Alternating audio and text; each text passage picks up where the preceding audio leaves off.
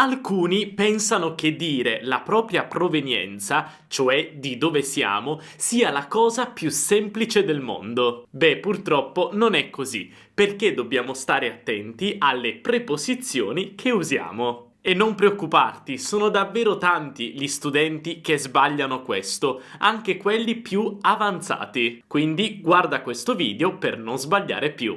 Ciao a tutti, io sono Stefano e sono un insegnante di italiano per stranieri. Nel video di oggi voglio darti alcuni consigli su come dire la tua provenienza quando ti viene chiesto. Quindi se qualcuno ti chiede di dove sei o da dove vieni, saprai facilmente come rispondere anche correttamente dal punto di vista grammaticale. Prima di iniziare però voglio chiederti un piccolo favore. Se i miei video ti aiutano a imparare e migliorare in italiano, non dimenticare di lasciare un bel mi piace, perché questo mi aiuta incredibilmente a far crescere il mio canale e insegnare l'italiano a tantissime persone in giro per il mondo. E se questo è il primo video che vedi, non dimenticare anche di iscriverti al canale, così non perderai i video futuri, e ricordati anche di attivare la campanellina, così riceverai una notifica quando pubblico un nuovo video. Benissimo, adesso possiamo iniziare con il video di oggi e parliamo dei modi per dire la propria provenienza in italiano. Iniziamo dal primo modo, il verbo essere più l'aggettivo di nazionalità. Questo è davvero facilissimo, non puoi sbagliare, anche perché non c'è una preposizione. Per esempio, io direi sono italiano, sono italiano. Se non conosci l'aggettivo di nazionalità per il tuo paese, non preoccuparti, vai su un dizionario online, io ti consiglio Word Reference e cercalo. Ora però fai attenzione. Se l'aggettivo che hai trovato finisce in O, significa che dovrai lasciarlo uguale se sei un uomo,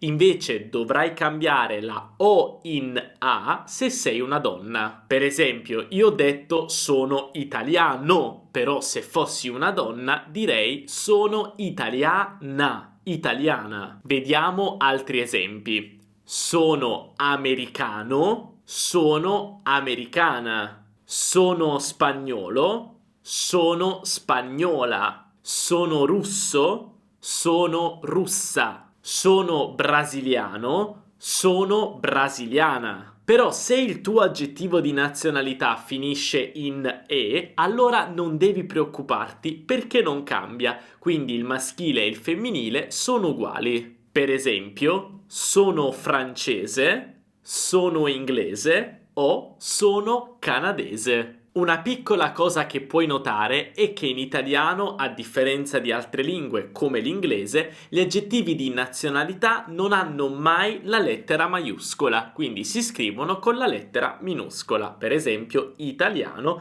guarda, con la lettera minuscola. Un altro modo per dire la tua provenienza è usare questa struttura: essere più di più la città. Se vuoi dire che provieni da qualsiasi città del mondo, puoi usare questa struttura. Fai attenzione, con le città, solo con le città. Per esempio, sono di Milano, sono di New York, sono di Londra, sono di Parigi. Quindi questa formula possiamo usarla con le città, ma non con le nazioni. Non possiamo dire sono di Italia, sono di Stati Uniti o sono di Argentina. Questo è molto sbagliato. Anche sono da Italia è sbagliato. Questo perché il verbo essere non accetta la preposizione da, accetta solo la preposizione di, però con le città, non con le nazioni. Se vuoi dire la tua nazione e non vuoi usare l'aggettivo di nazionalità, che comunque è quello che ti consiglio di fare perché l'aggettivo di nazionalità è la cosa più facile,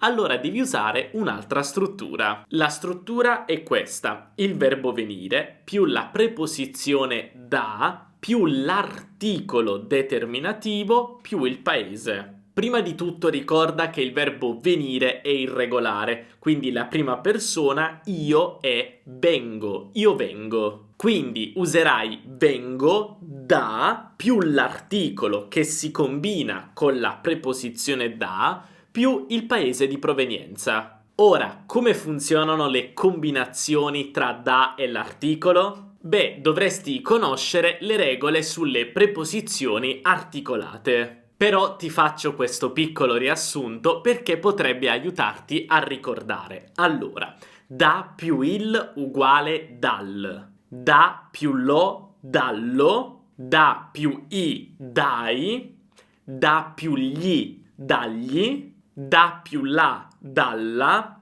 da più le, dalle e per finire da più l'apostrofo, dal con due L e l'apostrofo. Nel mio caso direi vengo dall'Italia, vengo dall'Italia. Quindi vengo da più l'articolo che userei con Italia e l'apostrofo, perché Italia inizia con una vocale ed è femminile e singolare. Da più l'apostrofo, dall'Italia, vengo dall'Italia. Ti faccio altri esempi. Vengo dagli Stati Uniti, vengo dall'Inghilterra, vengo dal Brasile, vengo dalla Francia.